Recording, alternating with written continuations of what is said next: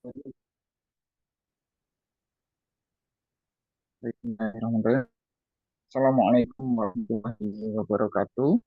Waalaikumsalam warahmatullahi wabarakatuh. Alhamdulillahirrahmanirrahim. Alhamdulillah pada pagi hari ini Allah masih memberikan kita kesehatan, masih bisa memberikan kita kenikmatan, masih memberikan kita waktu luang, dan yang paling besar adalah nikmat iman dan nikmat Islam yang Allah dalam hati kita. Untuk kemudian Allah masih memberikan kita semangat untuk senantiasa belajar, untuk senantiasa menuntut ilmu, dan melaksanakan berbagai macam aktivitas kebaikan yang lainnya. Kemudian tidak lupa salawat serta salam kita sampaikan pada suri teladan kita Nabi Allah Muhammad Shallallahu Alaihi Wasallam beserta sahabat, keluarga, dan pengikutnya, dan semoga kita tergolong ke dalam umatnya yang mendapatkan syafaat beliau di yaumul qiyamah. Amin amin ya rabbal alamin. Baiklah Bapak Ibu semuanya, semuanya, tanpa berlama-lama lagi kita buka terlebih dahulu Madrasah Baitullah pada pagi hari ini dengan membaca basmalah bersama-sama. Bismillahirrahmanirrahim. Bismillahirrahmanirrahim. Kemudian saya ingatkan pada Bapak Ibu yang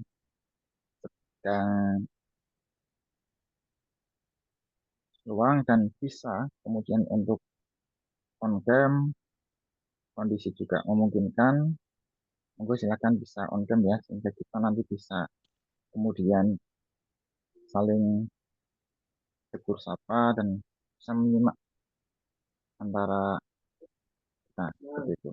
Kemudian bagi Bapak Ibu yang ingin bertanya di tengah acara, di tengah forum, nanti silahkan bisa dituliskan di kolom komentar ataupun bisa nanti pada saat sesi tanya jawab disampaikan seperti itu.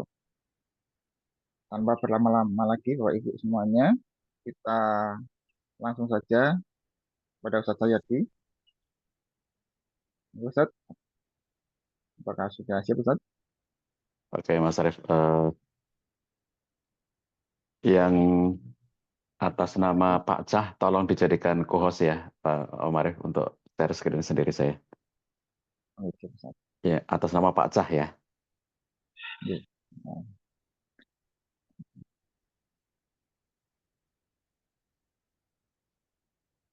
Ampun, Ustadz. Oke, siap.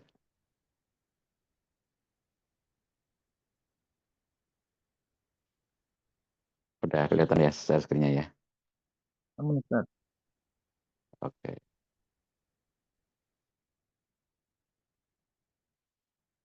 Baik, Bismillahirrahmanirrahim. Assalamualaikum warahmatullahi wabarakatuh. Waalaikumsalam warahmatullahi wabarakatuh. Alhamdulillahirabbil alamin wa bihi nasta'inu ala umuri dunya waddin.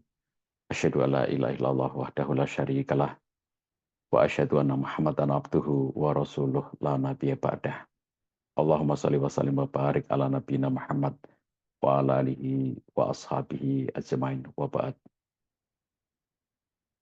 Asbahna wa asbahal mulku lillahi walhamdulillahi la syarikalah la ilaha illa huwa wa ilaihi nusyur.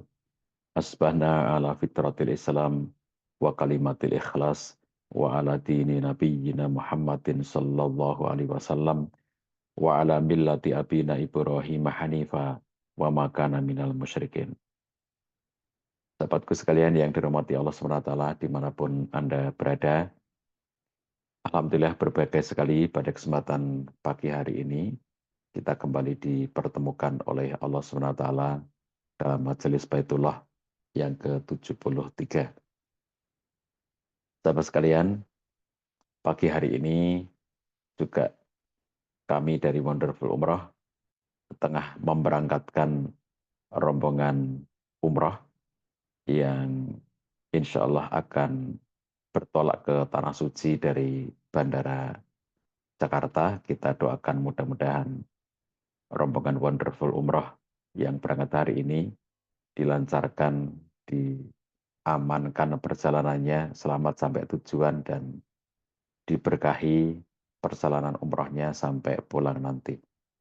Dan saya doakan mudah-mudahan sahabat semuanya yang ada di ruang Zoom ini dimudahkan oleh Allah SWT untuk beribadah ke tanah suci. Bagi yang pernah haji dan umroh, mudah-mudahan Allah mudahkan untuk kembali ke tanah suci, umroh lagi dan lagi. Bagi yang belum pernah haji maupun umroh, saya doakan mudah-mudahan dimudahkan oleh Allah SWT untuk bisa menunaikan umroh dan haji. Sahabat sekalian, pada kesempatan pagi hari ini, kita ingin belajar meneladani rumah tangga Nabi Muhammad SAW, terutama di dalam kehidupan berumah tangga beliau. Bagaimana kita belajar meneladani keutamaan-keutamaan dari rumah tangga Nabi SAW, wabil khusus pada kesempatan pagi hari ini, saya akan mengajak sahabat sekalian untuk fokus kepada 5 sifat rumah tangga Nabi SAW yang tentu saja ini menjadi bagian dari cara kita untuk ittiba, untuk belajar mencontoh semaksimal mungkin menjadi pribadi, menjadi keluarga yang dekat dengan contoh yang diberikan oleh Nabi Muhammad SAW. Sahabat sekalian, kalau kita perhatikan di dalam diri Nabi SAW itu telah ada contoh yang paling utama yang Allah sediakan untuk kita semuanya. Dalam surat Al-Ahzab ayat 21, sebagaimana kita semuanya sudah menghafal, Allah SWT menyatakan, laqad kana lakum fi rasulillahi uswatun hasanah liman kana yarjullaha wa yawmal akhir wa dzakarallaha katsira. Sungguh telah ada pada diri Rasulullah SAW suri teladan yang baik bagimu, yaitu bagi orang-orang yang mengharap rahmat Allah dan kedatangan hari kiamat, dan dia banyak menyebut nama Allah. Sahabat sekalian, ayat ini surat Al-Ahzab ayat 21 memberikan informasi kepada kita bahwa Nabi Muhammad SAW adalah uswatun hasanah. Kita tahu Allah SWT memiliki banyak nabi, banyak rasul. Sebagian disebut namanya dalam Quran, sebagian yang lain lagi tidak disebutkan namanya dalam Al-Quran. Sekian nabi dan rasul yang disebutkan namanya dalam Al-Quran itu, kemudian Allah memilih 5 yang Allah berikan label ulul azmi, yaitu nabi-nabi yang memiliki keteguhan hati lebih dibandingkan dengan yang lainnya. Yang kita kenal, 5 nabi itu adalah Nuh, Ibrahim, Musa, Isa, dan Muhammad SAW. Dari 5 nabi yang mendapatkan predikat ulul azmi, Allah memilih lagi 2 dari mereka yang Allah berikan sebutan spesial, yaitu uswatun hasanah. Tidak ada nabi, tidak ada rasul yang Allah sebutkan secara jelas-jelas bahwa dia adalah uswatun hasanah, kecuali 2 nabi ini, yaitu Nabi Ibrahim alaihissalam dan Nabi Muhammad sallallahu alaihi wasallam. Dan rupa-rupanya kita bisa mendapatkan pembelajaran yang lengkap, sempurna dari kedua nabi yang Allah sebutkan sebagai uswah hasanah itu. Kepada Nabi Ibrahim alaihissalam, kita belajar tauhid, kita belajar ketegaran, kita belajar ketaatan. Tetapi di saat yang sama, kita juga belajar bagaimana Nabi Ibrahim alaihissalam membangun keluarganya di saat beliau memiliki tipe keluarga yang kalau istilah orang sekarang LDR atau LDM. Bapak yang terpisah dari keluarga karena tugas-tugas dakwah yang beliau lakukan, tugas yang Allah berikan untuk menyampaikan risalah tauhid kepada banyak kalangan, ya, sehingga beliau tidak pernah di rumah, jarang sekali di rumah. Nah, Nabi Ibrahim alaihissalam yang tipenya adalah LDR, di mana beliau tugasnya berdakwah ke berbagai belahan bumi, itu ternyata meskipun jarang di rumah memiliki keluarga yang sakinah, mawadah, warohmah, memiliki keluarga yang harmonis, memiliki keluarga yang anak-anaknya soleh. Ismail, anak beliau yang ditinggal di saat masih kecil di padang tandus yang tidak ada apa-apa di sana, hanya dengan ibunya yang tidak diberikan bekal yang memadai. Dan kelak dari situlah akan muncul syariat haji umroh yang kita laksanakan hingga hari ini. Sedangkan Nabi Muhammad SAW lebih memberikan contoh sebagaimana kehidupan kita pada hari-hari sekarang ini, yaitu satu keluarga yang berkumpul. Kalau Nabi Ibrahim, keluarga yang relatif jarang berkumpul. Kalau Nabi Muhammad SAW adalah keluarga yang relatif berkumpul. Nah, di sini dua-duanya adalah uswatun hasanah bagi kita. Jadi, kita semuanya ini yang hidup di zaman sekarang, sahabat sekalian, kita itu kalau memiliki kehidupan yang sedang LDR misalnya, maka kehidupan yang LDR itu sebetulnya sudah ada contoh bahwa keluarga LDR itu baik-baik saja, ya, yaitu keluarganya Nabi Ibrahim alaihissalam, di mana di tengah-tengah LDR yang luar biasa, jarang bertemu keluarga itu. Ternyata keluarganya sakinah, ternyata anaknya soleh, dan bahkan Nabi Ibrahim alaihissalam memiliki hubungan hati yang begitu kuat dengan anaknya Ismail, meskipun ya dalam prakteknya jarang sekali ketemu. Nabi Muhammad SAW memberi contoh kepada kita bagaimana kehidupan berumah tangga beliau yang relatif ngumpul dengan istri-istrinya.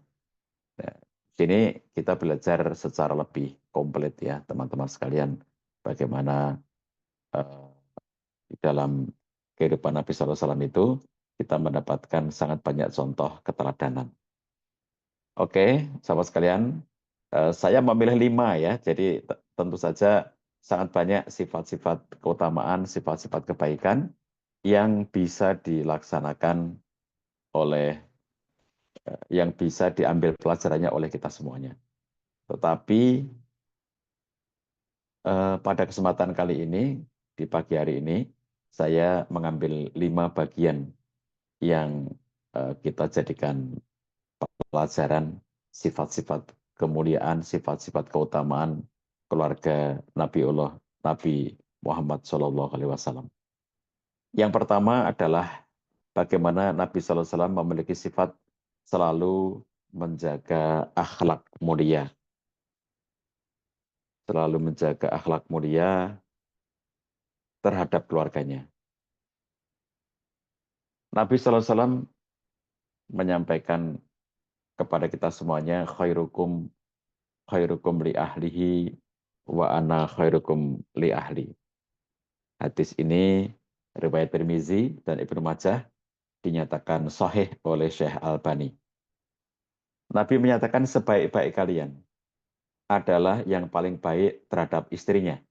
Dan aku, wa ana, Nabi SAW, adalah yang terbaik terhadap istriku dibanding dengan kalian semuanya.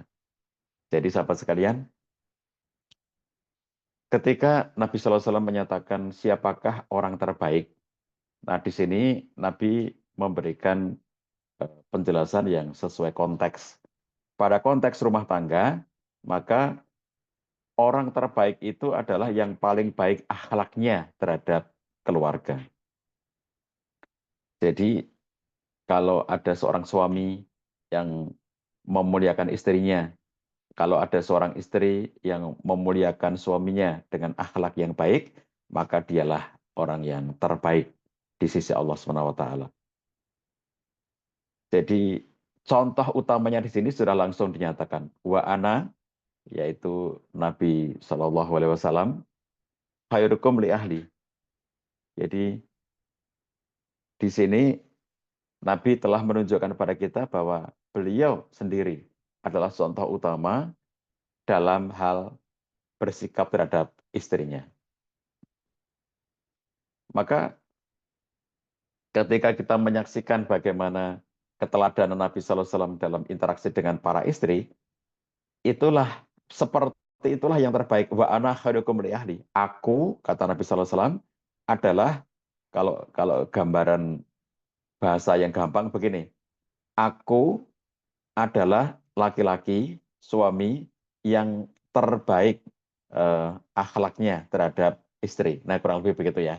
Kalau ungkapan wa ana khairukum li ahli itu yang paling gampang memahami dengan cara seperti itu. Aku, Nabi Sallallahu Alaihi Wasallam, adalah suami yang terbaik dibandingkan dengan suami-suami yang lain yang ada di muka bumi ini.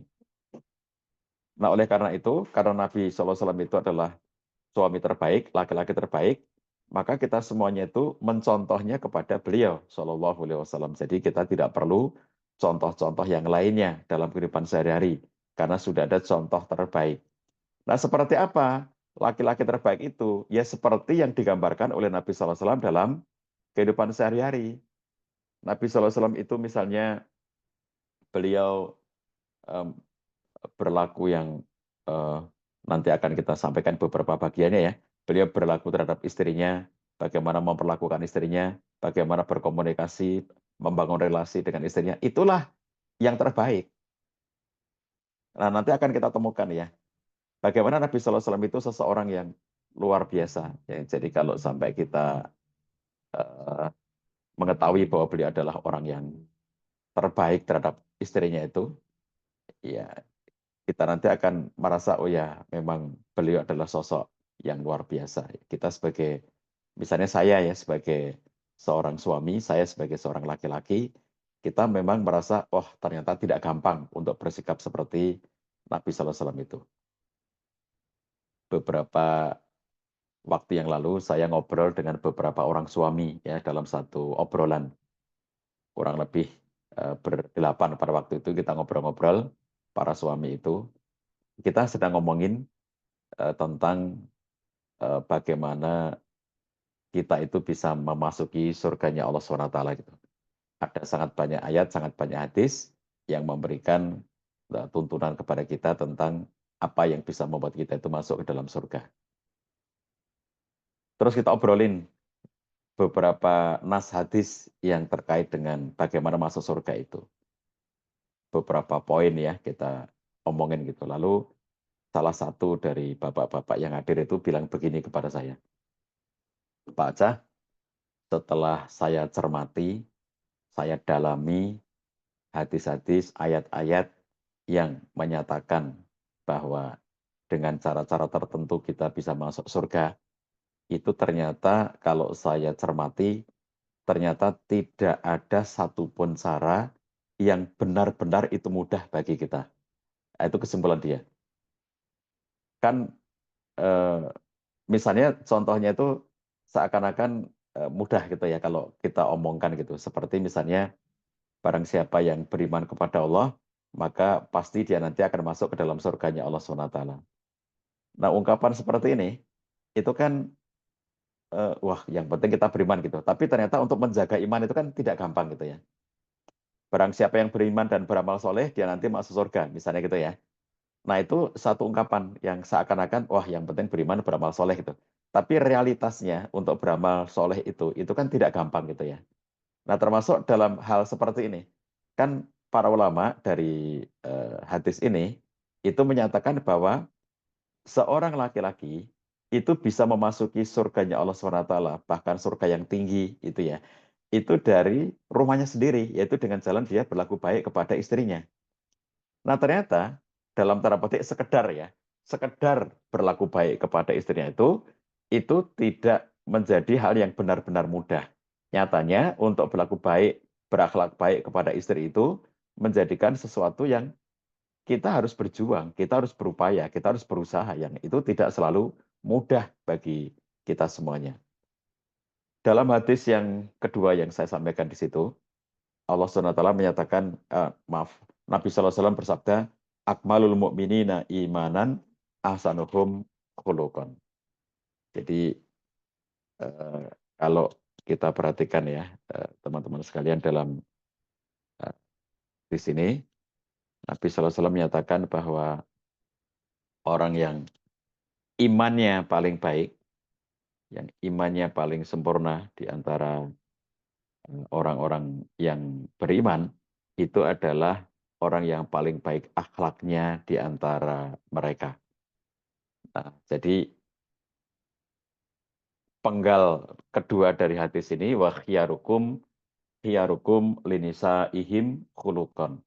Kalau yang hadis pertama tadi, khairukum li ahlihi. Kalau hadis yang kedua ini, khiyarukum linisa ihim khuluqan. Jadi kedua-duanya mengandung makna yang sama. Om Arif, apakah saya bisa dibantu untuk share screen? Saya mengalami kendala untuk meneruskan share screen-nya ya. Bisa. Kalau bisa deh, ya tolong dibantu ya. Nah, jadi teman-teman sekalian, saya teruskan di sini. Akmalul mu'minina imanan, orang yang paling sempurna imannya di antara orang-orang mukmin itu adalah orang yang paling baik akhlaknya. Jadi di sini kemudian kita mendapatkan gambaran bahwa akhlak itu dijadikan oleh Nabi SAW sebagai penilaian terhadap kebaikan seseorang. Jadi kurang lebihnya kalau kita bicara tentang masuk surga tadi, kita akan mengatakan seperti ini. Bagi seorang laki-laki untuk bisa masuk surga Allah, bahkan surga yang tinggi, itu bisa dilakukan dari rumahnya sendiri, yaitu dengan jalan dia berlaku baik kepada istrinya. Nah, seakan-akan ini kan gampang gitu ya. Kalau tadi yang saya ceritakan di depan obrolan saya dengan para bapak-bapak tadi itu ya. Itu seakan-akan teks seperti ini itu gampang. Oh, gampang kalau gitu eh, kita akan berlaku baik dengan eh, istri di rumah misalnya gitu ya. Itu nanti sudah bisa membuat kita masuk surga, bahkan surga yang tinggi gitu.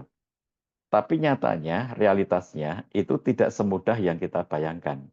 Tidak semudah yang kita eh, pikirkan itu ya, bahwa ini akan membuat kita bisa masuk ke dalam surganya Allah dengan mudah kalau saya berlaku baik kepada istri. Kenapa? Karena untuk berlaku baik kepada istri itu juga tidak gampang. Karena kadang-kadang kita bertemu dengan kecerewetan istri, kadang-kadang kita bertemu dengan sifat dan karakter istri yang tidak menyenangkan.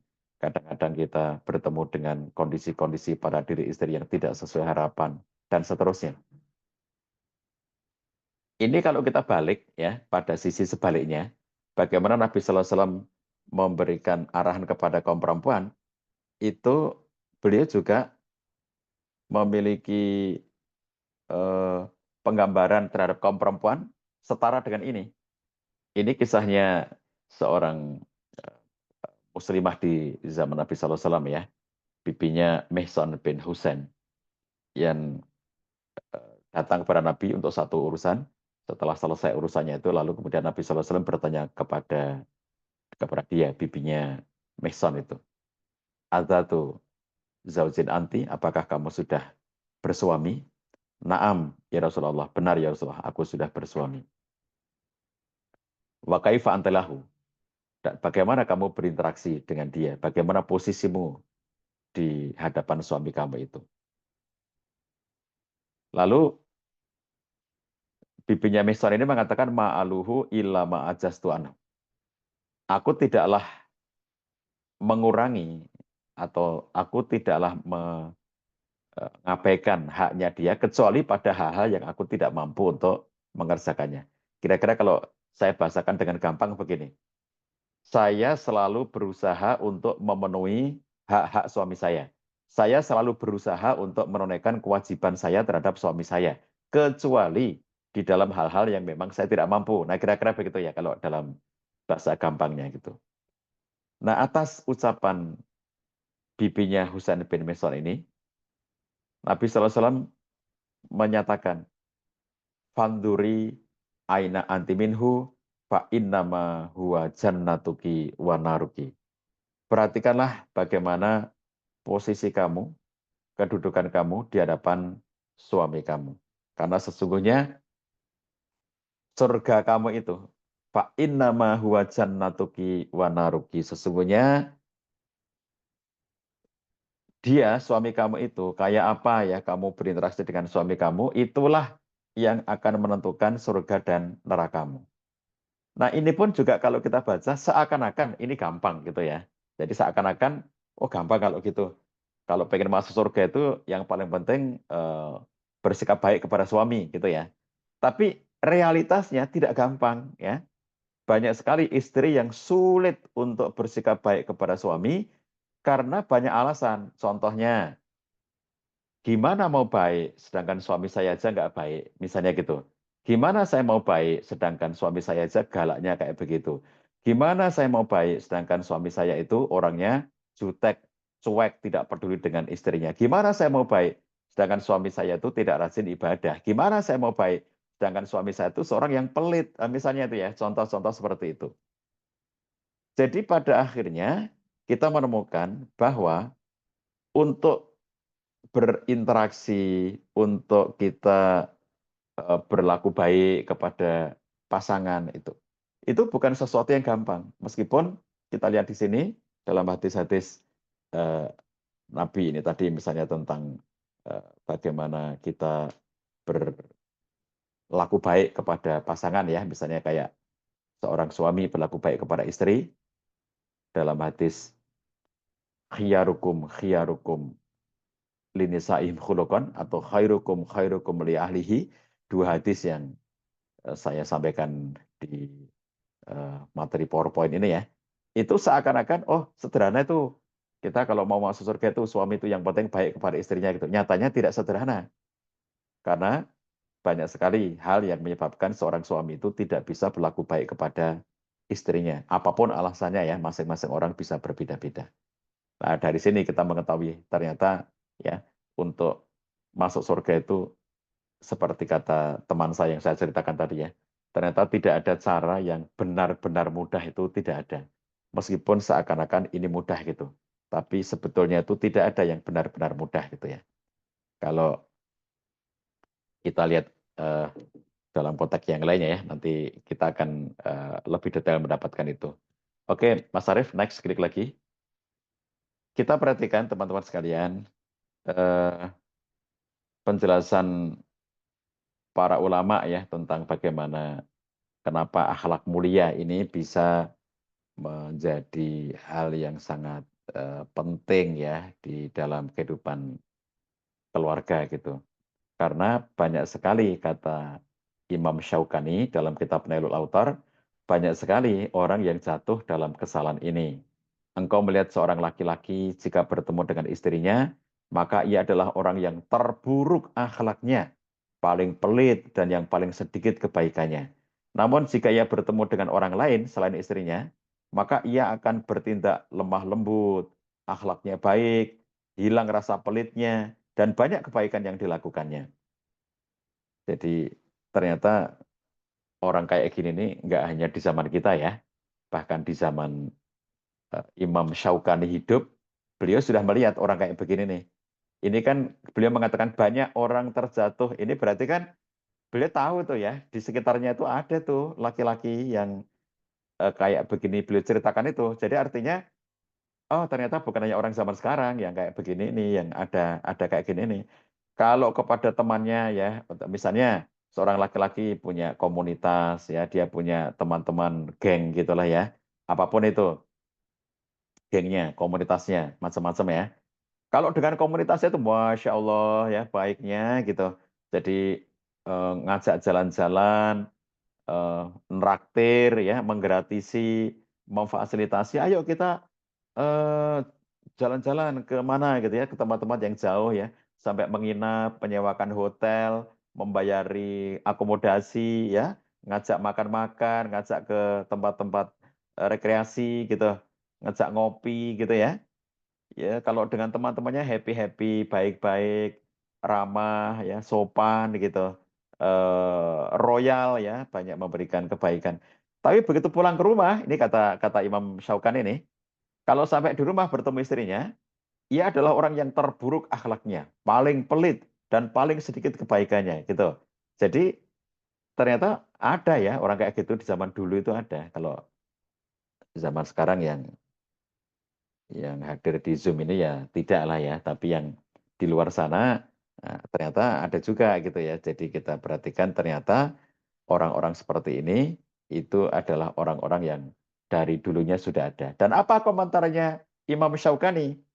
Tidak diragukan lagi, barang siapa yang demikian kondisinya, maka ia telah terhalang dari terputus Mas Arif, terhalang dari taufik petunjuknya Allah SWT. Jadi dari sini kita menemukan bahwa soal akhlak ini ya teman-teman sekalian, itu adalah persoalan yang sangat esensial ya di dalam eh, kehidupan kehidupan setiap muslim, termasuk juga dalam konteks kehidupan berumah tangga gitu ya. Nah, jadi ini menjadi hal yang sepatutnya kita eh, pelajari bersama-sama dalam kehidupan kita sebagai seorang muslim, bagaimana kemudian selalu berlaku baik kepada pasangan kita.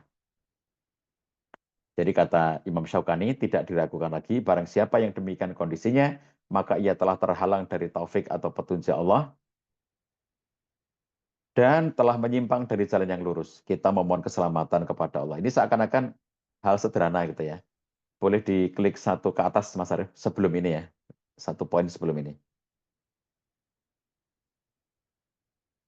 Penjelasan para ulama ya tentang hadis ini, sebagaimana dinyatakan oleh Imam Syaukani, juga kemudian nanti ulama-ulama lainnya yang telah memberikan penjelasan. Ini contohnya Syekh Abdul Malik Ar-Ramdhani menyatakan hadis ini adalah hadis yang sangat agung. Banyak orang yang lalai akan agungnya kandungan hadis ini. Tatkala perempuan adalah sosok yang lemah, maka seorang laki-laki diuji dengan wanita, karena barang siapa yang akhlaknya sombong dan keras, maka ia akan tampak akhlaknya tersebut tatkala ia menguasai orang lain. Dan seburuk-buruk penguasaan adalah terhadap sosok yang lemah yang berada di bawah kekuasaannya. Nah, jadi kurang lebihnya ini untuk menggambarkan bagaimana eh, bagaimana di dalam kehidupan sehari-hari seorang laki-laki, dia memperlakukan istrinya, itu akan menjadi tolok ukur yang sangat nyata terhadap kebaikan seorang laki-laki. Imam Asy'idi menyatakan, bisa jadi orang yang disifati dengan khairukum, ya, yang berlaku baik terhadap istrinya itu, akan mendapatkan taufik dari Allah pada seluruh amalan soleh, sehingga jadilah ia terbaik secara mutlak. Nah, jadi yang semula dia itu berbuat baik kepada istrinya, bisa jadi lantaran itu dia akan mendapatkan taufik dari Allah SWT, sehingga bisa mendapatkan kebaikan itu secara mutlak. Ya, nah ini penjelasan para ulama terkait dengan hadis ini. Baik, sahabat sekalian, itu poin satu ya, sifat Nabi SAW dalam rumah tangganya, menjadikan akhlak sebagai uh, hal yang utama di dalam berinteraksi dengan istri dan keluarganya. Poin kedua, sifat Nabi SAW adalah bahwa itu sosok yang selalu mengedepankan sifat kelembutan. Lembut adalah sifat Nabi Shallallahu Alaihi Wasallam.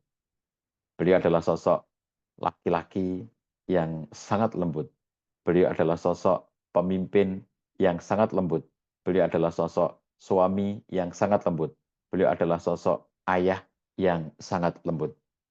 Jadi kelembutan Nabi SAW itu, ya, kita lihat bahwa beliau adalah orang yang sebagaimana pernyataan Aisyah radhiyallahu anha, Nabi itu tidak pernah memukul siapapun, ya, kecuali dalam peperangan. Nabi tidak pernah memukul istrinya, Nabi tidak pernah memukul anaknya, Nabi tidak pernah memukul cucunya, Nabi tidak pernah memukul pembantunya, Nabi tidak pernah memukul orang-orang lain dalam kehidupannya kecuali di dalam peperangan. Ada satu pernyataan dari Syekh Dr. Yusuf Al-Qaradawi. Beliau mengatakan bahwa Islam itu dibangun di atas kelembutan. Jadi ajaran Islam itu seluruhnya mengajarkan tentang kelembutan. Jadi Islam membolehkan kekerasan itu hanya dalam dua hal, kata Syekh Qardawi. Yang pertama adalah ketika dalam perang, jihad fisabilillah. Yang kedua adalah ketika menegakkan hukum had atau hudud. Di dalam dua hal ini sajalah Islam itu membolehkan adanya kekerasan. Nah, jadi di luar dua hal ini nggak boleh ya ada kekerasan itu. Jadi kata Syekh Qardawi, yang dibolehkannya keras ya, itu karena perang, nomor satunya, karena perang. Kalau tidak karena perang, nggak boleh ya sifat keras itu. Yang kedua, menegakkan hukum had atau hudud. Kalau dalam konteks syariat Islam, ketika seseorang melakukan pelanggaran had, lalu dihukum dengan hukuman had, hukuman hudud, maka itu harus dilakukan dengan keras ya, tidak mungkin menjalankan praktek hukuman had itu kalau tidak keras. Nah, di luar dua hal itu, maka Islam itu semuanya lembut. Oleh karena itulah, kalau kita lihat bagaimana Nabi SAW berlaku lembut itu, beliau dalam kehidupan sehari-harinya selalu lembut ya, tidak pernah memukul, kata Aisyah, tidak pernah memukul. Makanya sering saya katakan kalau ada orang Islam ya, laki-laki Muslim yang hari-hari ini dia tuh tega memukul istrinya, itu sering saya tanyakan, itu nabinya siapa dia tuh ya, kok laki-laki kok mukuli istrinya, itu nabinya siapa? Kalau nabinya itu Nabi Muhammad SAW, nggak mungkin dia mukul istrinya, karena Nabi tidak pernah mencontohkan itu. Nabi nggak pernah mukul istri, Nabi nggak pernah mukul anak, Nabi nggak pernah mukul pembantu, Nabi nggak pernah memukul tetangga, Nabi nggak pernah memukul umatnya, tidak pernah.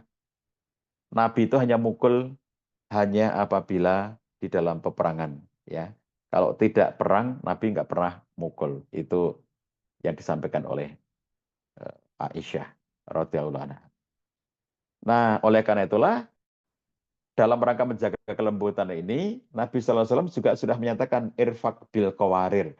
Berlaku lembutlah kalian kepada al-qawarir. Qawarir itu jamak dari koruroh. Koruroh itu adalah gelas kaca. Ya, jadi irfaq bil qawarir itu artinya berlaku lembutlah kalian kepada gelas-gelas kaca itu. Siapa yang dimaksud oleh Nabi sebagai qawarir? Yaitu kaum perempuan, yaitu istrimu. Berlaku lembutlah kamu kepada istrimu. Irfaq bil qawarir. Itu jelas-jelas Nabi SAW menyuruh kaum laki-laki untuk berlaku lembut kepada istrinya. Kita hubungkan dengan poin yang pertama tadi, bahwa sifat nomor satu dari rumah tangga Nabi itu menjadikan akhlak sebagai hal yang utama dalam membangun relasi di antara anggota keluarga. Nabi menunjukkan akhlak yang mulia ya di depan keluarganya. Ini menjadikan contoh bagi kita ya. Dengan akhlak yang baik itu, lalu Nabi menunjukkan kepada kita sifat-sifat kelembutan. Coba sekarang kita bawa hal itu ke dalam kehidupan orang zaman sekarang ya.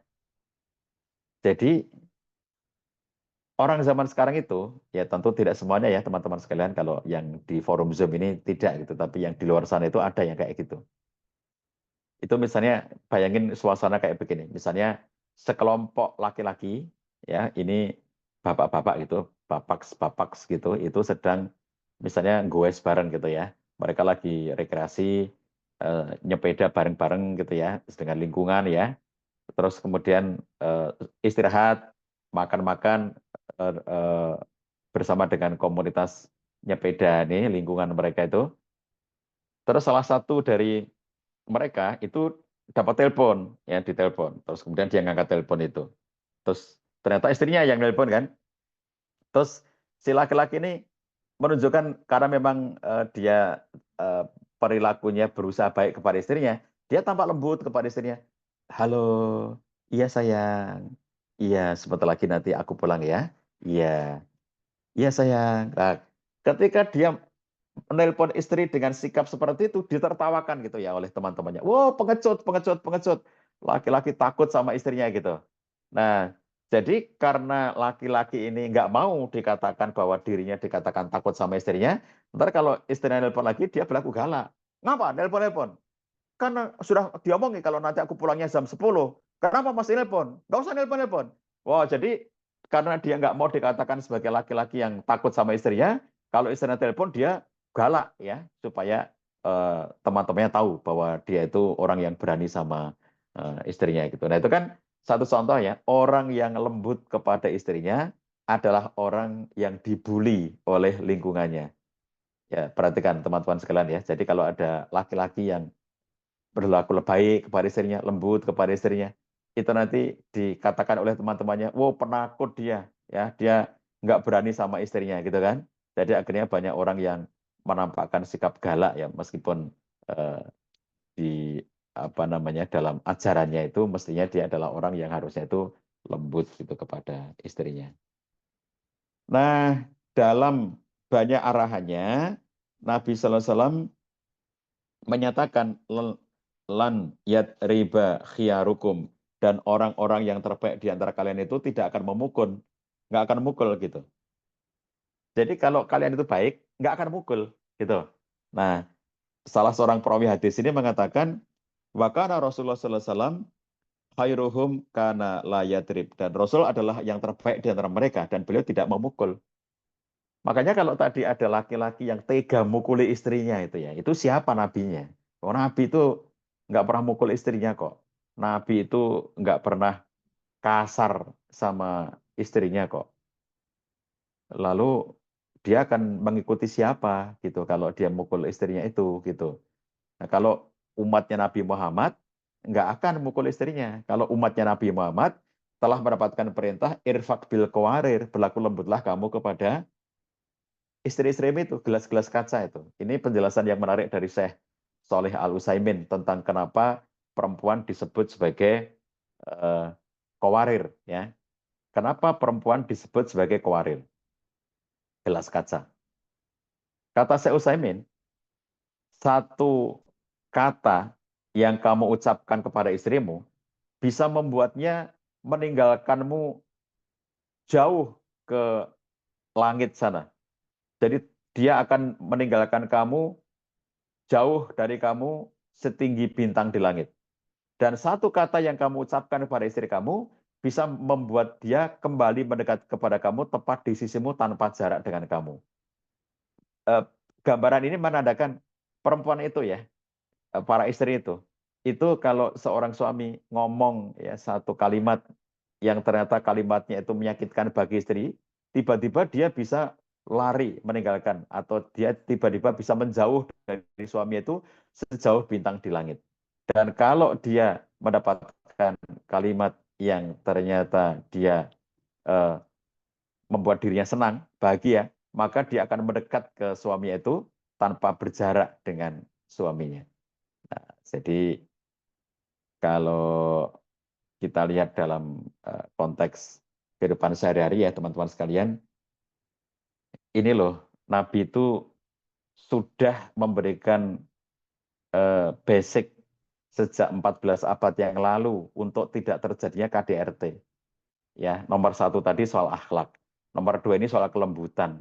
Bagaimana mungkin ya umatnya Nabi Muhammad itu akan melakukan KDRT?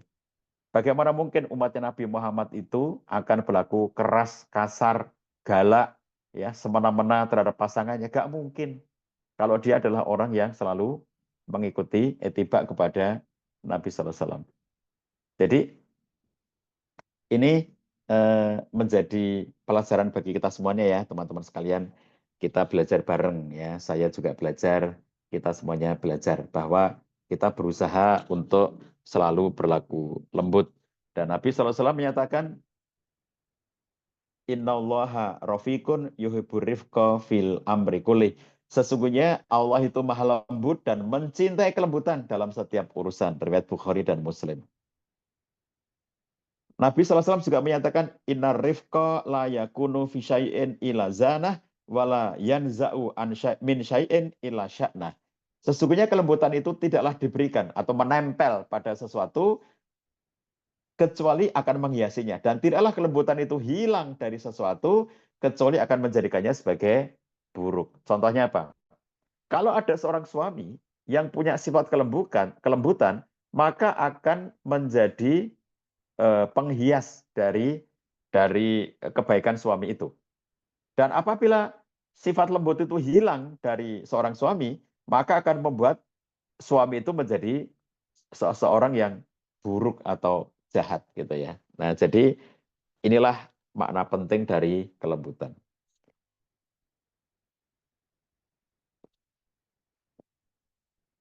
Dalam sebuah kesempatan, Aisyah menceritakan, ini Nabi berkata kepada Aisyah, "Wahai Aisyah, berlemah lembutlah kamu.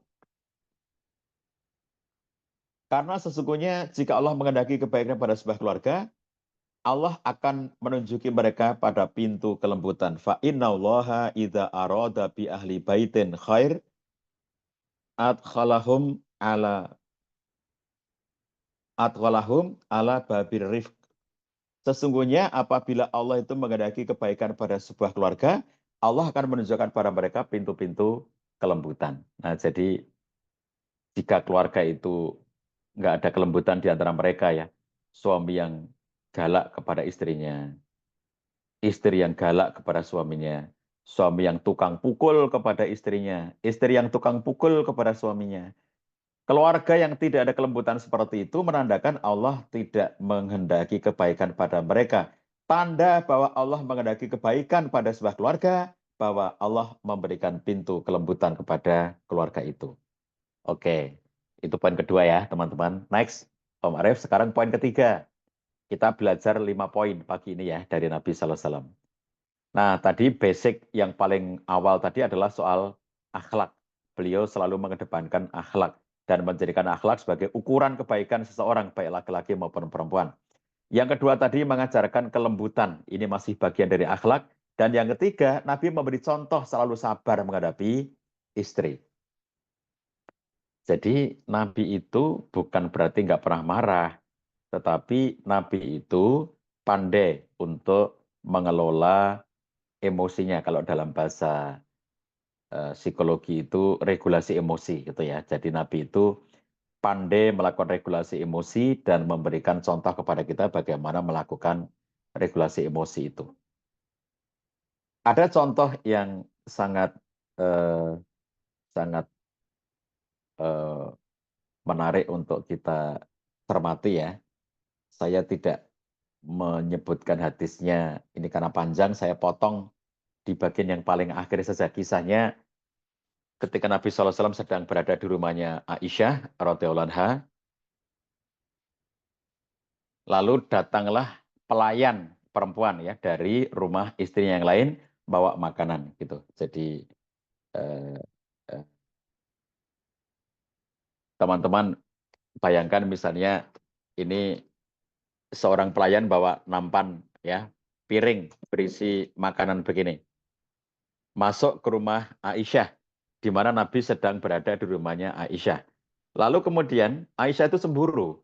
Lalu dia menampik ya. Dia menampik makanan yang diberikan oleh pelayan itu sampai akhirnya piringnya pecah. Jatuh ya. Piring yang dibawa oleh pelayan itu jatuh dan pecah. Makanannya berhamburan. Menghadapi kondisi seperti itu, yang dilakukan oleh Nabi SAW itu beliau tidak memarahi satupun pihak. Ya. Beliau tidak marah kepada Aisyah, beliau tidak marah kepada istri yang mengirim makanan tadi, beliau juga tidak marah kepada pelayan. Coba dalam situasi seperti itu, beliau tidak marah, beliau tidak emosi. Misalnya beliau tidak menegur Aisyah misalnya dengan mengatakan, Aisyah, kenapa sih kamu harus menolak makanan? Kalau dikasih, diterimalah. Jangan ditolak kayak begitu. Beliau tidak menegur seperti itu dan tidak marah. Beliau juga tidak marah kepada istri yang mengirimkan makanan dari rumah lain tadi itu. Kamu kan tahu bahwa kesepakatannya itu kalau aku sedang berada di rumah salah seorang istriku, maka dia yang berhak untuk menjamu aku. Kenapa kamu ikut-ikutan? Nabi tidak menegur istri yang ngirim makanan tadi. Nabi juga tidak menegur, tidak memarahi pelayan yang sudah datang bawa makanan itu. Jadi Nabi tidak mengatakan, kenapa kamu kirim makanan ke sini? Kan kamu sudah tahu bahwa aku di rumah Aisyah itu berarti Aisyah yang berhak menjamu aku. Kenapa kamu kirimkan makanan? Nabi tidak menegur, tidak memarahi satupun dari pihak-pihak yang terlibat dalam peristiwa itu. Jadi yang beliau lakukan apa? Yang beliau lakukan adalah Nabi segera berjongkok, mengumpulkan pecahan piring tersebut dan mengumpulkan makanan yang berhamburan. Jadi karena piringnya pecah ya, Nabi segera ngambil pecahan-pecahan piring itu, kemudian makanan yang berhamburan diambili. Tentu kalau kita bayangin ini makanan kering ya. Kalau makanan kering kalau jatuh ke lantai masih mudah diambili gitu. Kalau ini makanan basah kayak misalnya sup gitu ya, tentu nggak mungkin lagi gitu. Tapi dalam kisah ini berarti makanan yang bercorak kering, makanannya berhamburan. Kayak misalnya buah, misalnya kalau kita bayangin buah kurma misalnya gitu ya. Buah kurma jatuh lah mudah kita ambili gitu. Tapi kalau bentuknya basah, cair ya tentu nggak bisa. Dan hanya mengatakan satu kalimat pendek kepada pelayan itu, ibu kalian cemburu. Dia ingin menunjukkan pada pelayan itu, kenapa Aisyah melakukan itu, ya, supaya tidak bingung si pelayan ini, kok istri Nabi kayak gitu ya? Kenapa istri Nabi itu menampik makanan, pemberian makanan dari istri yang lainnya, kan sama-sama istri Nabi. Kenapa tidak diterima saja? Kenapa ditampik sampai piringnya pecah, sampai makanannya beramburan gitu? Jadi supaya pelayan ini nggak bingung, cukup dengan satu kalimat, ibu kalian cemburu. Nah, nanti teman-teman kalau perhatikan bagaimana para ulama mengomentari hadis ini ya, ketika Nabi menyatakan ibu kalian cemburu itu, para ulama mengatakan perempuan yang sedang cemburu itu tidak bisa dihukumi. Ya, perempuan yang sedang cemburu itu nggak bisa dihukumi karena kata para ulama perempuan itu kalau sudah cemburu tidak bisa membedakan bagian atasnya lembah dengan bagian bawahnya lembah, tidak bisa membedakan gelap dengan terang, tidak bisa membedakan hitam dengan putih, tidak bisa membedakan atas dengan bawahnya. Jadi perempuan yang sedang cemburu itu nggak bisa dihukumi. Itu sebabnya maka para ulama tidak ada yang berkomentar tentang hadis ini, misalnya menyalahkan Aisyah, misalnya gitu ya. Kok Aisyah itu nggak begitu. Jadi tidak dinilai, tidak dipersoalkan karena ini soal kecemburuan gitu. Oke, next Om Arif. Nah, jadi teman-teman sekalian, poin ini pun sudah memberitahukan kepada kita ya, bahwa ternyata untuk berlaku baik kepada istri, berlaku lembut kepada istri itu tidak mudah ya. Berlaku baik pada suami, berlaku lembut kepada suami itu nggak mudah. Kenapa? Karena ada perilaku-perilaku dari pasangan kita yang memancing ketidaksabaran kita, memancing ketidaklembutan kita gitu. Nah, barang siapa yang bisa tetap bersabar, barang siapa yang tetap bisa berlaku lembut, maka disitulah letak keutamaan dan kemuliaan. Khairukum khairukum li ahlihi wa ana khairukum li ahli, atau khiyarukum li nisaihim khuluqan, bagi kaum laki-laki dan bagi kaum perempuan adalah fanduri aina minhu fa innama huwa jannatuki wa naruki. Posisimu ditentukan oleh suamimu, surga nerakamu itu ditentukan oleh suamimu. Jadi ini semuanya menandakan kepada kita kalau seorang istri ya bisa selalu sabar kepada suaminya, selalu lembut kepada suaminya, berakhlak mulia kepada suaminya, surga untuknya. Kalau seorang suami selalu bisa lembut kepada istrinya, sabar kepada istrinya, selalu bisa berakhlak mulia kepada istrinya, surga untuknya, gitu kan? Dan tadi sudah saya sampaikan, meskipun seakan-akan itu hal yang mudah, nyatanya itu tidak benar-benar mudah. Harus ada perjuangan kita untuk melakukan tindakan seperti itu. Yang keempat adalah Nabi SAW memberikan contoh kepada kita sifat beliau yang suka tampil indah dan wangi untuk istri. Biasanya kita menuntut istri untuk tampil indah kepada suami. Biasanya kita mengatakan atau mendengar ya orang-orang yang mengkritik kaum perempuan. Perempuan itu berdandan hanya kalau kondangan. Perempuan itu berdandan hanya kalau keluar rumah. Keluar rumah perempuan berdandan cantik, tapi begitu di dalam rumah tidak mau dandan, tidak mau wangi, eh, baunya bau terasi, gitu-gitu ya. Kita sering mendengar ada orang-orang yang ngomongin perempuan dengan cara seperti itu. Padahal yang dituntut pertama kali tampil indah dan wangi itu justru laki-laki. Ketika Allah SWT berfirman dalam surat An-Nisa ayat 19, wa ashiruhunna bil ma'ruf, Ibnu Katsir menyatakan bahwa makna wa ashiruhunna bil ma'ruf itu hendaklah kalian memperbaiki perbuatan kalian kepada istri kalian. Hendaknya kalian memperbaiki perkataan kalian kepada istri kalian dan hendaknya kalian memperbaiki penampilan kalian di hadapan istri kalian. Jadi 3 kata Ibnu Katsir menjelaskan ayat wa asyiruna bil ma'ruf itu tuntutan bagi kaum laki-laki, perbaiki perbuatanmu kepada istrimu, perbaiki kata-katamu, ucapanmu pada istrimu, dan perbaiki penampilanmu kepada istrimu. Itulah Nabi SAW sudah memberi contoh tampilan yang indah dan wangi untuk istri. Anas bin Malik menceritakan, pakaian yang paling disenangi dipakai oleh Nabi SAW adalah pakaian hibaroh. Ya, pakaian hibaroh. Ibnu Battal menjelaskan hibaroh adalah pakaian dari negeri Yaman yang terbuat dari kain kuten, merupakan pakaian termulia di sisi mereka. Jadi hibaroh itu kalau di Yaman udah pakaian paling ngetop gitu ya, pakaian paling hebat gitu. Dan itu Nabi suka memakai pakaian hibaroh itu. Dan Al-Qurtubi menjelaskan dinamakan hibaroh karena pakaian tersebut menghiasi dan mengindahkan pemakainya. Jadi satu kain ya, satu pakaian yang apabila orang itu memakainya, itu akan menghiasinya, akan memperindah pemakainya gitu ya. Jadi kalau orang itu cakep ya makin kelihatan cakep gitu ya. Kalau orang itu kurang cakep, kalau pakai pakaian itu jadi tampak lebih cakep. Nah, semacam itu.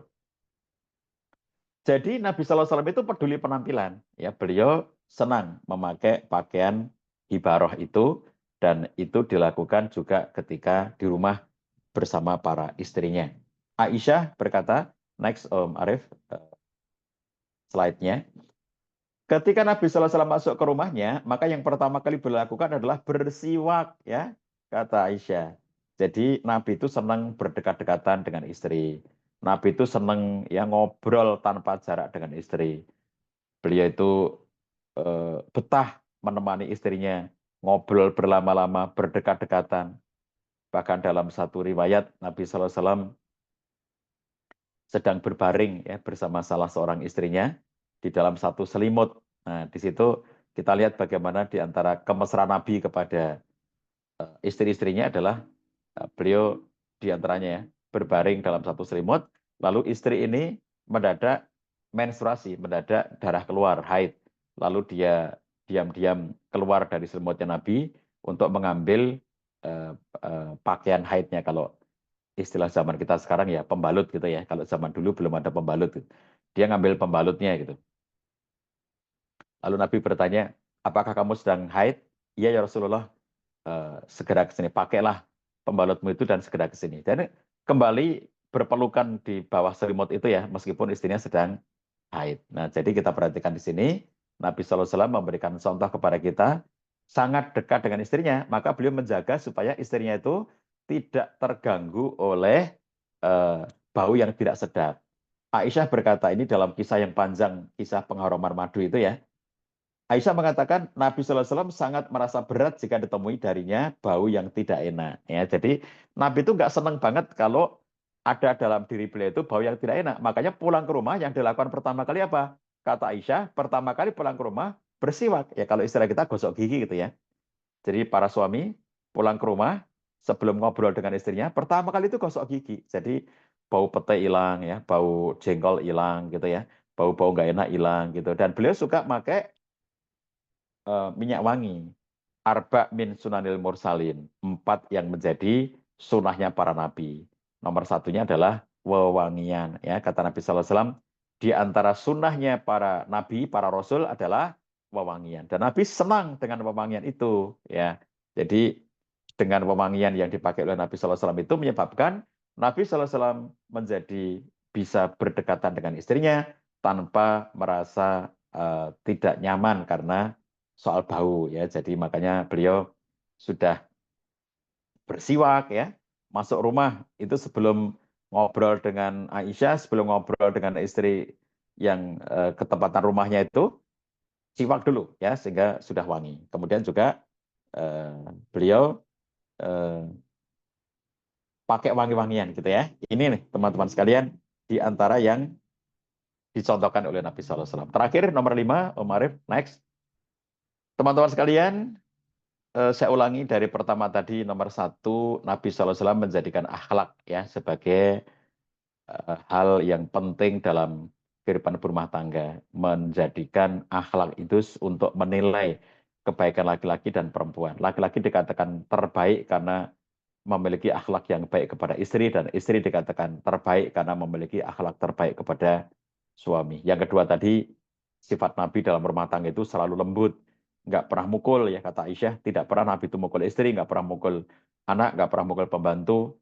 Yang ketiga tadi selalu sabar ya, selalu sabar terhadap perilaku-perilaku istri yang kadang-kadang ada perilaku-perilaku istri yang itu menjadikan tidak tidak nyaman pada suaminya, tapi ternyata beliau selalu sabar. Kemudian yang keempatnya adalah tampil indah dan wangi untuk istri.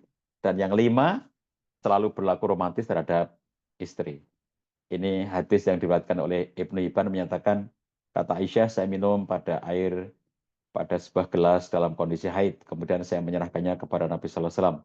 Nabi menaruh bibirnya persis di bekas bibir tempat aku minum, kata Aisyah. Jadi kalau kita ngelihat ya bagaimana Nabi Sallallahu Alaihi Wasallam itu beliau sedang bersama Aisyah. Kalau ini misalnya Aisyah bawa gelas, kemudian Aisyah meminumnya, maka ketika Aisyah menyerahkan gelas ini kepada Nabi Sallallahu Alaihi Wasallam, Nabi itu meminum di bekas yang ada bibirnya Aisyah. Jadi Nabi menerima gelas dari Aisyah, kemudian kata Aisyah, Nabi meminum di tempat yang ada bekas bibirnya Aisyah itu.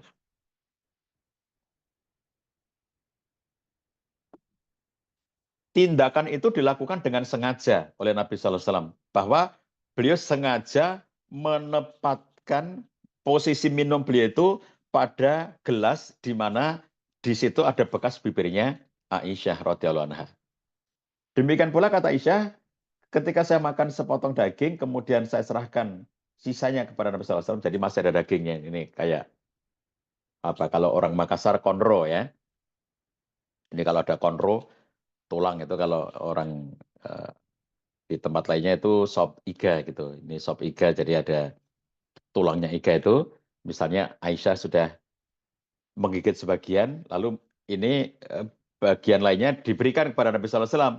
Lalu kata Aisyah, Nabi menaruh bibinya persis di bekas gigitanku. Jadi tadi Aisyah gigit di bagian mana, Nabi gigit dari bagian itu. Itu juga sesuatu yang sengaja ya dilakukan oleh Nabi Sallallahu Alaihi Wasallam itu sebagai bagian dari romantisme beliau, sebagai bagian dari kemesraan beliau terhadap istri-istri beliau.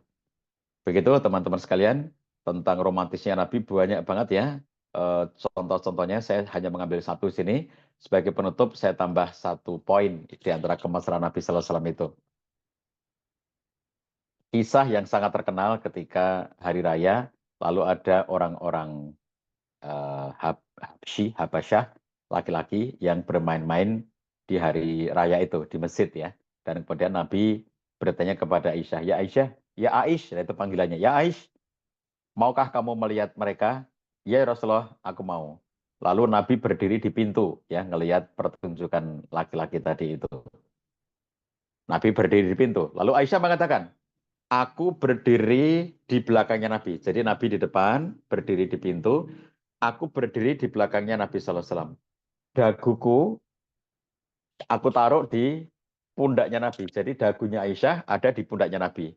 Aisyah di belakang sana ya. Dagunya menempel di pundaknya Nabi. Pipi saya bertemu dengan pipinya Nabi Sallallahu Alaihi Wasallam. Nah, jadi apa namanya? eh, Posisi yang sangat mesra gitu ya. Nabi berdiri, Aisyah di belakangnya, dagunya ditempelin di pundaknya Nabi, pipinya ditempelkan pada pipinya Nabi, lalu melihat pertunjukan itu. Sampai setelah lama nonton pertunjukan itu, Nabi mengatakan cukup memberi isyarat. Sudah, Aisyah mengatakan, biarkan ya Rasulullah, aku masih ingin melihat mereka. Ya, tidak usah tergesa-gesa. Lalu nonton lagi lama lagi. Lalu Nabi merasa cukup gitu. Dan lagi-lagi Aisyah mengatakan, biarkan ya Rasulullah, aku masih ingin melihat mereka. Nah, di bagian akhir hadis, Aisyah mengatakan sebenarnya aku tidak benar-benar ingin melihat mereka. Nah, jadi sahabat sekalian, yang dilakukan oleh Aisyah adalah karena ingin berada pada posisi yang mesra seperti itu dengan Nabi sallallahu alaihi wasallam. Biar kaum perempuan tahu posisiku di depan Nabi dan tahu posisi Nabi di hadapanku. Jadi dia, Aisyah bukan karena ingin nonton pertunjukan itu, tapi karena ingin berposisi yang mesra dengan Nabi sallallahu alaihi wasallam dan Nabi benar-benar memberikan, eee, kenyamanan kepada istrinya itu sehingga Nabi betah ya berlama-lama berada dalam suasana yang romantis seperti itu dengan istrinya. Nah itu teman-teman sekalian 5 sifat ya di antara sekian banyak sifat-sifat lainnya dalam rumah tangga Nabi sallallahu alaihi wasallam yang hendaknya kita belajar untuk meneladani. Saya tentu saja bukan dan belum menjadi seorang suami yang sudah berhasil mencontoh Nabi sallallahu alaihi wasallam dalam semua kehidupan saya. Tapi kita semuanya berharap saya dan kita semuanya selalu berusaha untuk meneladani kehidupan Nabi sallallahu alaihi wasallam, sifat-sifat kelembutan beliau, kesabaran beliau, akhlak mulia beliau, tampil wanginya beliau, dan romantisnya beliau terhadap keluarga. Kita berharap bisa meneladaninya. Billahi taufik wal hidayah. Wassalamualaikum warahmatullahi wabarakatuh. Waalaikumsalam warahmatullahi wabarakatuh. Jazakallahu khairan katsiran kepada Pak Jayadi yang telah menyampaikan materi Madrasah Baitullah pada pagi hari ini. Alhamdulillah, luar biasa sekali bagaimana kita bisa menteladani sifat-sifat dalam rumah tangga yang diajarkan langsung oleh Rasulullah, Rasul kita, Rasulullah Muhammad SAW. Bagaimana ajarannya untuk berumah tangga bahkan seluar biasa itu hingga kita bisa tiru untuk menjadikan kemesraan-kemesraan untuk meningkatkan kekuatan-kekuatan ikatan suami istri dalam rumah tangga. Baiklah, selanjutnya masih ada sesi tanya jawab bagi jamaah-jamaah sekalian yang sekiranya sejak tadi pagi, sejak disampaikan materi oleh Pak Cahyadi, sejak awal materi sudah menampung-nampung pertanyaan nih. Mungkin beberapa sudah ada yang menyampaikan langsung tadi di kolom komentar, namun untuk jamaah-jamaah sekalian, untuk bapak-bapak, ibu-ibu, dan saudara-saudara sekalian yang masih ada pertanyaan dan belum tersampaikan, boleh disiapkan yang sudah mencatat tadi, sudah mencatat apa yang disampaikan Pak Ca, sudah berpikir, oh saya mau bertanya ini, nah itu boleh sekali untuk disampaikan di kolom chat, nanti akan dikumpulkan dan akan dijawab gitu. Nah, tapi sebelumnya di sini kami dari Wonderfulullah akan menampilkan program-program terdekat kami begitu. Nah, di sini ada program terdekat kami selangkah lebih dekat ke Baitullah. Untuk program Wonderful Umroh, untuk program haji, ada haji khusus dengan masa tunggu 7-8 tahun di angka 9.900 USD. Kemudian ada juga Wonderful Hajj, daftar sekarang berangkat tahun depan. Itu ada pada angka 325 juta. Kemudian untuk program umroh kami ada berbagai macam program. Yang pertama umroh reguler yang insya Allah akan diadakan setiap bulannya. Di sini untuk Desember sudah tertera tanggalnya 3, untuk Januari tanggal 15, untuk Februari tanggal 15. Kemudian umroh terdekat selanjutnya ada umroh akhir tahun, umroh muhasabah akhir tahun yang akan diadakan selama 9 hari pada 21 Desember besok. Kemudian ada umroh hemat, umroh yang paling murah di tawaran kami, itu ada umroh hemat yang akan diadakan pada 11 Februari tahun depan. Kemudian ada umroh Sya'ban pra Ramadan pada 11 Februari juga. Umroh awal Ramadan pada tanggal 27 Februari, dan di sini kami ada umroh kemenangan. Insya Allah nanti akan dibersamai oleh Pak Cahyadi. Monggo kepada Bapak Ibu sekalian yang mungkin tertarik atau ada saudaranya yang, oh saudara saya mau umroh, atau mungkin ada rekan kantor, teman, tetangga, dan lain sebagainya, mungkin ada yang mau umroh dan mungkin berkenan umroh di kami atau mungkin mau haji atau ingin umroh bersama Pak Cahyadi, boleh sekali nanti menghubungi admin dari Wonderful Umroh kami gitu. Nah, selanjutnya kami akan lanjutkan kepada sesi tanya jawab begitu. Nah, saya akan membacakan mungkin dari atas ya Pak Cah terkait tanya jawabnya. Oke. Oke, yang pertama masuk di sini ada dari Siska Dewi, Ibu Siska Dewi. Assalamualaikum Mbak Cah, bagaimana mengajarkan kelembutan pada balita? Anak suka gemas dengan memukul begitu Pak Cah. Sekalian aja Bang, dibacakan beberapa. Oke, selanjutnya ada dari Bu Yuni Gunung Kidul. Assalamualaikum Ustaz, nyun tips agar anak sabar dengan tingkah nyun tipsnya agar bisa sabar dengan tingkah unik anak-anak supaya emak minim ngomel. Nah, ini mungkin sedikit selaras Ustaz. Selanjutnya dari Ibu Samidah Banyumas, amalan apa saja ketika di Raudhah untuk menyampaikan cinta kita kepada Rasulullah Shallallahu Alaihi Wasallam. Syukur. Gitu, Ustaz. Oke, 3 itu dulu ya. Baik, teman-teman sekalian, mengajarkan kelembutan tadi Bang yang pertama ya, kesabaran pada anak ya. Iya, karena anak kalau gemes itu nanti suka mukul-mukul gitu, Pak. Oke, iya. Jadi teman-teman sekalian, pertama kali pahami bahwa ekspresi anak ini kalau kita bicara anak ya, itu memang sangat beragam sesuai dengan fase umurnya ya, karena setiap anak itu nanti akan mengalami fase-fase perkembangan dan dalam setiap fase perkembangan itu ada perilaku-perilaku tertentu yang itu memang sesuai dengan fasenya. Contohnya misalnya kadang-kadang kita menjumpai ada fase-fase agresif pada anak itu. Tidak seluruh anak mengalami fase agresif, tapi ketika kita menjumpai anak mukul gitu ya, karena kami juga punya cucu di rumah yang ada mengalami fase agresif di masanya. Ya sekarang sudah tidak.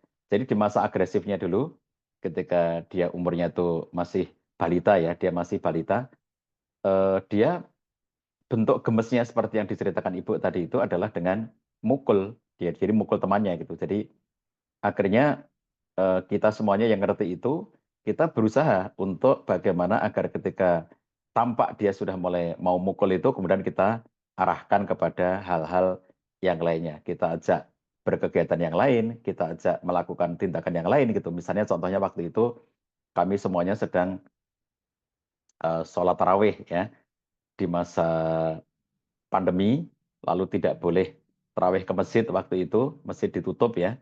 Lalu kami berinisiatif membuat sholat tarawih di tempat kami dengan mengundang tetangga terdekat supaya nggak banyak-banyak karena waktu itu pembatasan ya, sehingga akhirnya kami sholat tarawih itu tetap berjamaah, tapi hanya dengan tetangga sekitar 4-5 di sekitar kami gitu. Nah, di situ ada anak-anak kecil yang ikut taraweh ya, dan kemudian cucu kami itu di saat kita lagi sholat, dia tiba-tiba kemudian mukuli anak-anak kecil itu. Yang dipukul hanya anak kecil, kalau yang orang gede nggak dipukul. Nah, itu contoh ya, bahwa memang dia mengalami fase agresif. Nah, begitu kemudian kita tahu bahwa dia sudah mulai menunjukkan sikap agresifnya itu, kita semuanya ya, keluarga besar gitu ya, kita berupaya untuk menghandle supaya kemudian dia punya aktivitas yang lain yang nanti bisa menjadi penyalurannya tidak dengan mukul gitu. Nah, setelah sekarang anak yang saya cerita ini sudah TKB ya, jadi umurnya sudah lebih gede lagi gitu. Itu juga sudah tidak ada ya. Jadi fase agresifnya itu sudah berakhir dengan kita berikan penyaluran-penyaluran. Kita ajak dia untuk melakukan kegiatan-kegiatan yang lainnya, kita ajak dia untuk melatih emosinya, bahkan ibunya si anak ini itu ngelatihnya itu dengan unik gitu ya. Dia begitu anaknya itu kelihatan mau mukul gitu, itu kemudian dilatih. Kamu kalau pengen mukul, kamu harus menahan diri dan kemudian kamu mengatakan pada dirimu sendiri sabar gitu. Padahal anak kecil itu ya. Jadi anak kecil itu dia sambil menahan diri gitu, dan dia ingat kata mamanya itu, lalu kemudian mengatakan sabar gitu.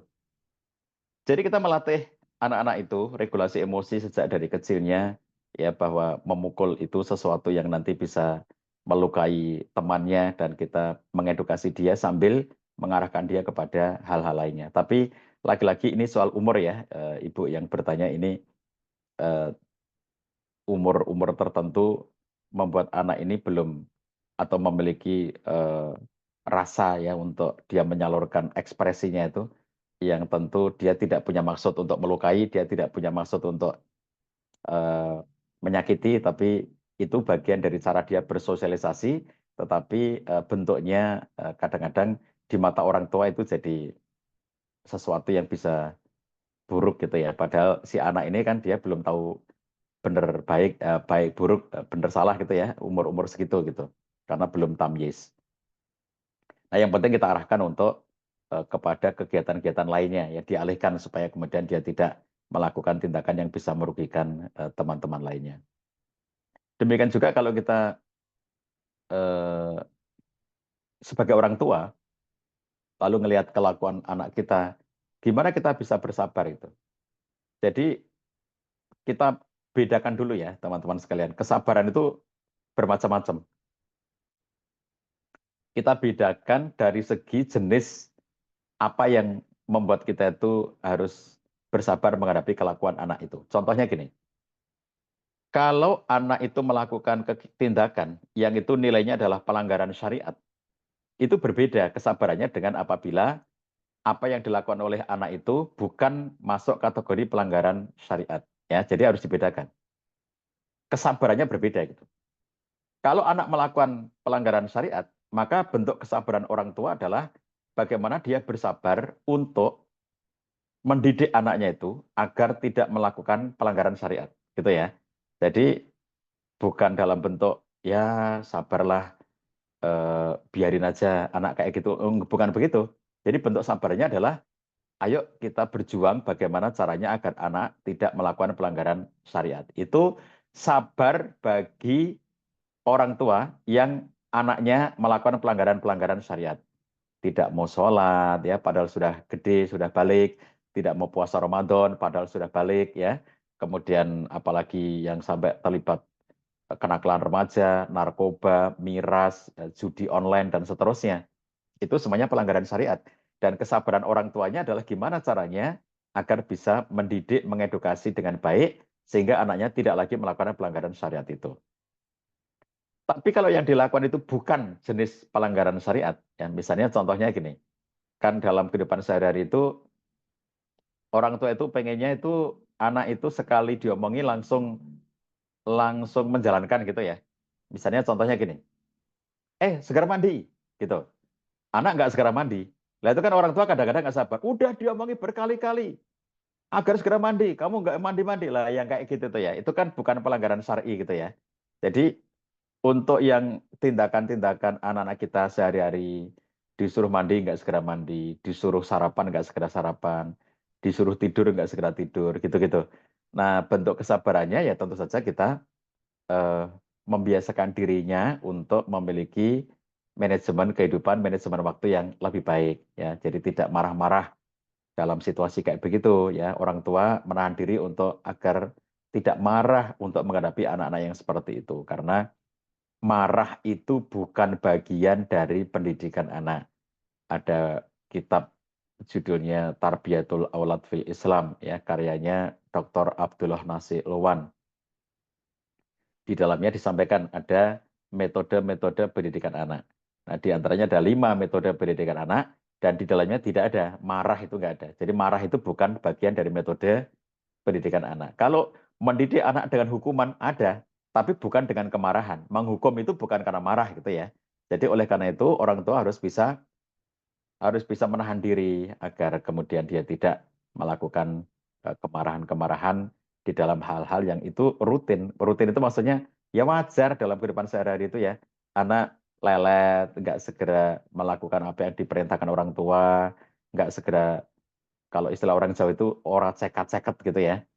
Itu kan ya tentu situasi dan kondisi setiap anak itu berbeda-beda. Jadi bedakan antara bagaimana sabar ya dari orang-orang yang bagian yang melanggar syariat gitu dengan hal-hal yang tidak melanggar syariat. Kalau yang tidak melanggar syariat itu tentu yang kita lakukan adalah kita jangan marah ya kepada anak dengan ekspresi kemarahan yang nanti menyebabkan anak kita justru semakin nggak bisa berlaku baik kepada kita. Ya. Jadi justru kemudian kita mengajak mereka untuk ayo mengatur jadwal kehidupan yang lebih baik supaya lebih tertib, supaya lebih rapi dalam kegiatan dan seterusnya begitu. Tadi yang terakhir apa? Yang ketiga tadi apa tadi? Yang ketiga tadi dari Bu Samidah, amalan apa saja ketika di Raudhah untuk menyampaikan cinta kita kepada Rasulullah? Oh, di Raudhah ya. Ya, Baik, baik, baik. Kalau di Raudhah itu para ulama menyatakan yang dilakukan di Raudhah itu adalah ibadah. Jadi seluruh bentuk ibadah kita di Raudhah itu adalah pernyataan cinta kita kepada Rasulullah SAW. Yang pertama kita lakukan di sana itu sholat sunnah, ya. Begitu nyampe Raudhah kita sholat sunnah. Kemudian kita berzikir di situ. Kemudian kita bersolawat, kita istighfar, bertaubat, berdoa. Itu di antara amalan-amalan di Raudhah. Ya, jadi tidak ada amalan khusus tertentu di Raudhah harus ngapain, nggak ada. Tapi intinya adalah ibadah di situ tuh. Jadi kita sholat, kemudian kita berzikir, kita berdoa, kita bertaubat, kita membaca sholawat, gitu ya. Itu adalah amalan-amalan di Raudhah dan itu menjadi sesuatu yang sudah menunjukkan cinta kita kepada Nabi Sallallahu Alaihi Wasallam. Hadir di Raudhah saja, misalnya gini, orang datang ke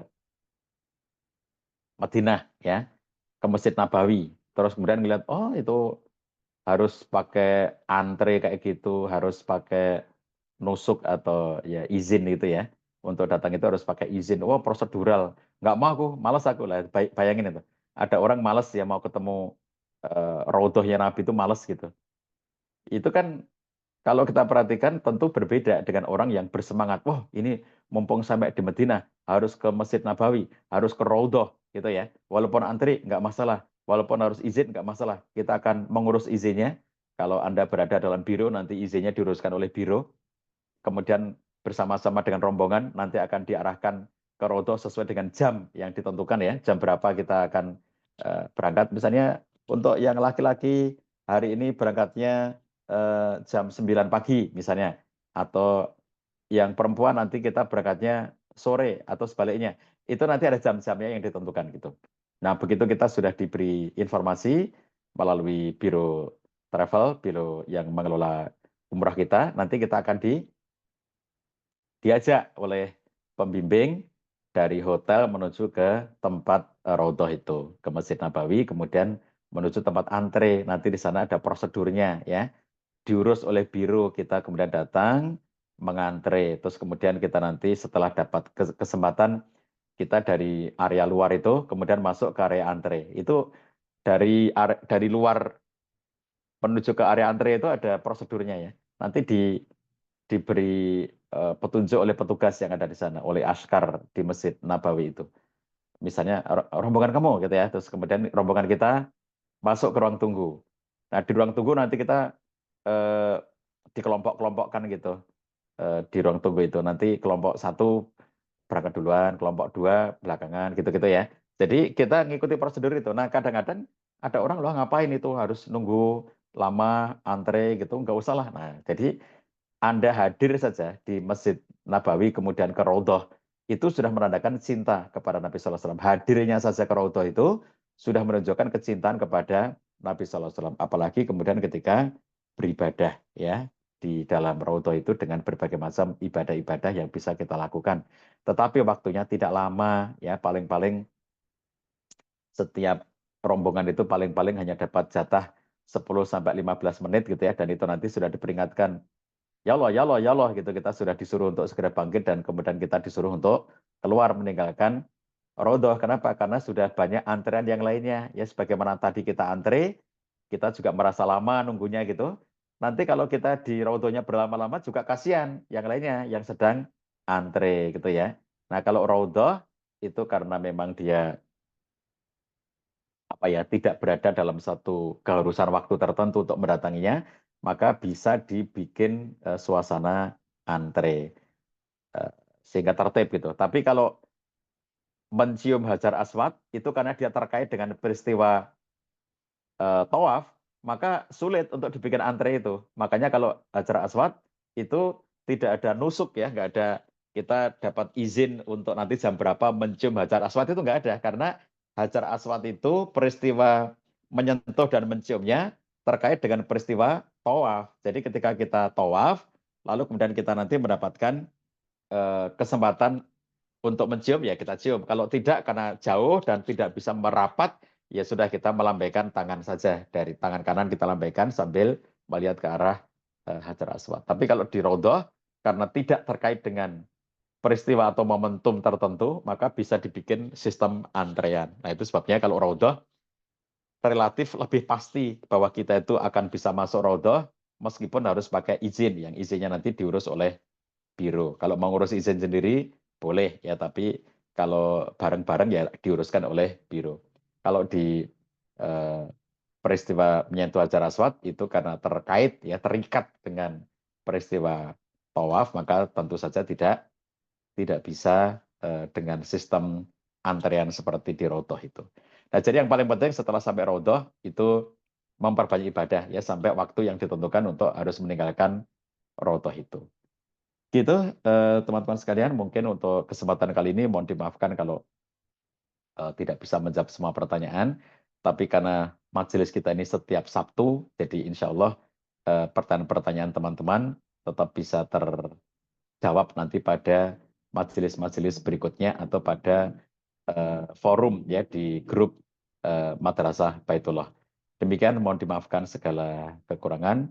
Mudah-mudahan Allah mudahkan kita semuanya untuk beribadah ke tanah suci lagi dan lagi, bagi baik yang sudah pernah maupun yang belum pernah. Mudah-mudahan Allah mudahkan kita untuk beribadah ke tanah suci lagi dan lagi dalam sebaik-baik kondisi. Billahi taufiq wal hidayah. Wassalamualaikum warahmatullahi wabarakatuh. Waalaikumsalam warahmatullahi wabarakatuh. Jazakallahu khairan katsiran kepada Ustadz Dita Karyawan yang telah bersamai kita pada Madrasah Baitullah pagi hari ini. Kemudian kami menyampaikan mohon maaf untuk pertanyaan-pertanyaan yang mungkin belum bisa dijawab karena Pak saya akan ada agenda lanjutan. Gitu. Izin mengingatkan kepada jamaah sekalian mungkin yang belum presensi boleh diisi terlebih dahulu link presensinya. Dan mengingatkan juga untuk jamaah sekalian bahwa kajian ini adalah kajian rutin pada Sabtu pagi, sehingga pekan depan dan pekan-pekan selanjutnya silahkan boleh bergabung lagi. Nanti akan ada pembicara-pembicara juga yang lain selain dari Pak Cahyadi Karyawan.